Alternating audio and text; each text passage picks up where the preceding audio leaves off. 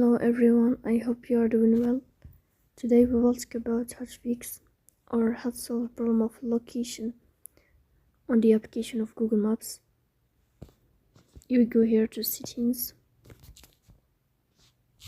You click here on settings like this.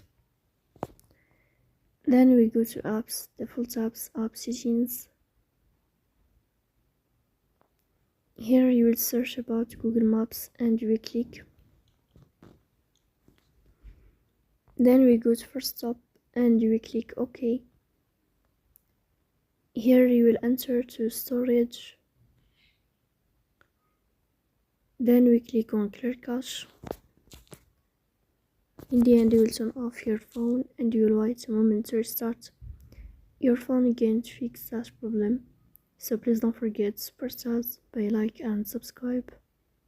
See you next time.